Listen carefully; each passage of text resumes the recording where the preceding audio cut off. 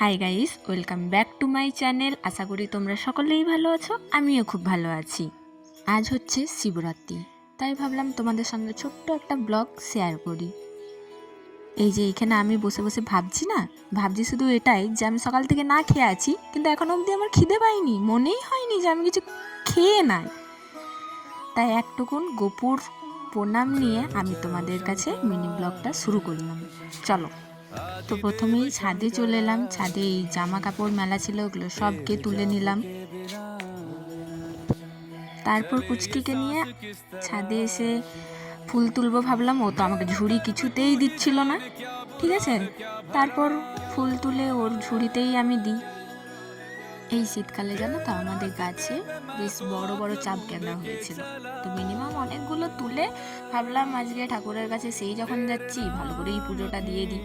এমনিতে তো অনেক দূরে মন্দির যাওয়া হয় না, তো দেখতে পাচ্ছ লাল অরেঞ্জ মানে সব সব কালারের ফুল আমি নিয়ে নিয়েছি এখানে।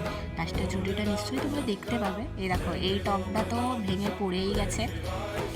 তারপর এখানেও খুব সুন্দর একটা গাঁদা হয়েছিল, নিয়ে নিলাম। দিয়ে দেখো, ও ঝুড়ি নিয়ে তো এখানেই বসে গেছে, যে আমি এখানে বসেই দেখবো কটা ফুল হয়েছে না হয়েছে, সে সব কিছু ঝুড়ির মধ্যে কুড়িয়ে নিয়েছে। ঠিক আছে, তারপর আমি বললাম, দেখ বাবা এমনি করিস না, চল নিচে চল, আমাকে তো স্নান করতে হবে। এবার মিনিমাম নাই করে ও ওইখানটায় 5-10 মিনিট বসেই ছিল, কিছুতেই এলো না, গুনছে ও। তারপর দেখো কিউট কিউট বলার নিয়মটা দেখো,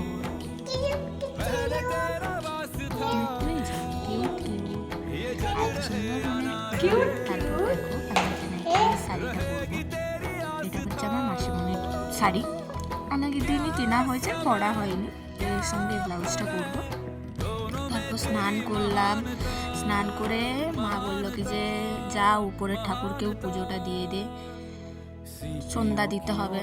দিয়ে ওই জন্য আবার উপরের ঠাকুরকে সন্ধ্যাটা দিয়ে দিলাম ভালো করে। ওই দেখো আমার ছোট্ট মহাদেবকে দেখতে পাচ্ছ তোমরা, এটা হচ্ছে আমার ছোট্ট মহাদেব, আর এটা হচ্ছে আমার বজরংবলী।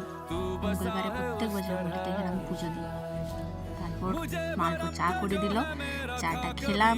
চাটা বলো না, মুখে নিয়েছি আর জিভ গেছে পুড়ে, ওই জন্য এখানে আমি এমনি করছি।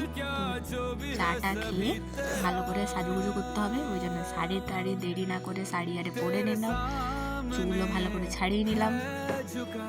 বেশি কিছু সাজিনি, আমার আয়নাটায় লাইট নাই বলে একদমই দেখতে পাচ্ছ না, কালো কালো লাগছে। তো যাই হোক, একদমই খুব কম সেজেছি, শুধু লিপস্টিক কাজল করেছি। তারপর 20 টাকা নিয়ে আমি থালার মধ্যে রেখে দিলাম। এখানে আমি সব গোটা গোটা ফল দিয়েছি। মা আমি পৌঁছে মা আমি চলে এলাম, দেখো বসে আছি আর খুব ঠান্ডা লাগছিল। তো মা একটা চাদর নিয়েছিল, আমি কিছুই নিইনি। তারপর আস্তে আস্তে যজ্ঞি স্টার্ট হয়ে গেল, এখানে যজ্ঞি হচ্ছে এখনো। খুব ভালো লাগছিল যখন বসে বসে যজ্ঞি দেখছিলাম। তারপর এখানে যজ্ঞি সম্পূর্ণও হয়ে গেল, দেখতেই পাচ্ছ তোমরা। খুব সুন্দর পুজো হয়েছিল। যজ্ঞি সম্পূর্ণ হয়ে যাওয়ার পর আমি তো খুব বসে বসে ভাবছিলাম যে কখন পুজো সারা হবে। একাই তো ছিলাম, মা ছিল, মা তো আশেপাশে সবাইকার সাথে গল্প করছিল, আর আমি যে কী করবো কিছু খুঁজে পাইনি। তাই বসে বসে ভাবছিলাম যে কখন ঘর যাবো আর কখন আমি লুচি খাবো। যাই হোক, তারপর শান্তি জল দিয়ে দিল আমাদেরকে দাদু। আরতি হচ্ছে, আরতিও এত সুন্দর হয়েছে, আমরা তো দেখতেই পাইনি। আমি একটা দিদিকে দিয়েছিলাম যে আমার ভিডিওটা করে দেওয়া একটু, এত ভিড় ছিল কপাটের কাছে, তো সেই জন্য যেতেই পারিনি। আমরা একদিকে দাঁড়িয়েছিলাম। তারপর আস্তে আস্তে সবাই দুধ ঢাললো, জল ঢাললো, মালা পরালো, এরকম বুনুও চলে এসছে। আমরাও একটু ঢেলে দিলাম, দুধারে মালা করে দিলাম। তারপর দেখতে পেয়েছো কত প্রসাদের থালা, আমাদের ওইখানেই থালা নামানো আছে। আমরা তাই দাদুর কাছে দাঁড়িয়েছিলাম যে প্রসাদের থালা এবারে দিয়ে দিবে। তারপর আস্তে আস্তে গুটি গুটি পাইয়ে বাড়ি চলে যাবো। দিয়ে তারপর প্রসাদের থালা আরে নিয়ে এখানে ভোগ দিচ্ছিলো, একটাতে বোঁদা আর একটাতে ফলকুচি। বোঁদে নিয়ে ফলকুচি নিয়ে এই যে বুনু নিয়ে নিল।